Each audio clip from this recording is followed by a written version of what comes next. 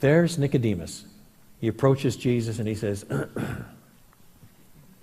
Rabbi, we know that you have been sent from God because you're doing pretty spectacular miracles.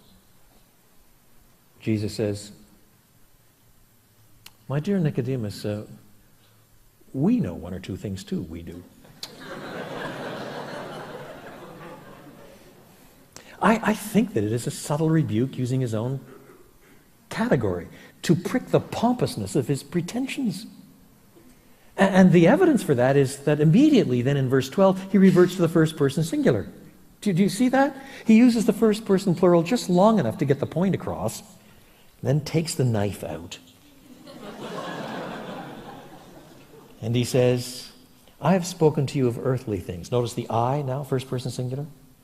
And you do not believe. How then would you believe if I speak of heavenly things? Earthly things? The earthly things in question have to be the new birth. That's all that Jesus has commented about.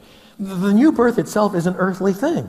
Not that it has its origin on earth, but this is where it takes place. It takes place in our lives here on earth. This is not some highfalutin metaphysical speculation about the nature of the Trinity or something like this. This is what takes place in the lives of ordinary human beings here on earth.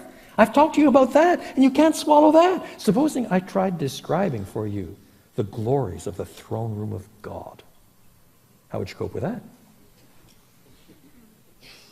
You finding it so hard to believe this? But you know, Nicodemus, I could tell you about that.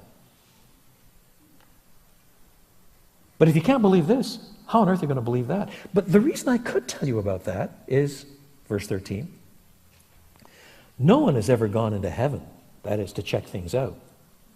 See what God's like. See what his promises are. Get all the correct interpretations of the Bible. Figure out what the new birth is. No one's ever gone into heaven. Check it out and then come back and give a report. The only one who's been there is the one who came from heaven, the Son of Man.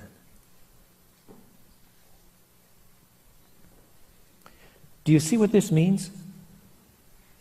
Jesus grounds his entire teaching on the new birth on a claim of unique revelation. Jesus does not present himself as one religious philosopher amongst many. Well, study some Buddha and study some Muhammad and make sure you understand who Krishna is in the Hindu pantheon and then study a bit of Jesus. And we're all really saying the same things, you understand. No, he is insisting that his insight into these matters is absolutely and utterly unique because he is the only one who has come from the very presence of God. What is presupposed is the incarnation of the first chapter, the prologue of John's Gospel. In the beginning was the Word, God's self-expression. And this self-expression was with God, God's own fellow. And this expression of God was God, God's own self. And the Word became flesh. He became what he was not.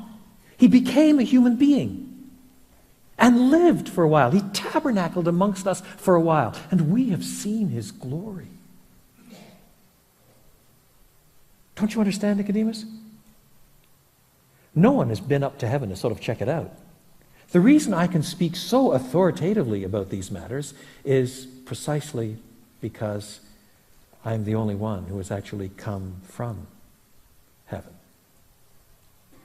Listen, when you commend Christianity, when you start talking about the gospel, you never advance your case a little better by ducking this revelatory claim.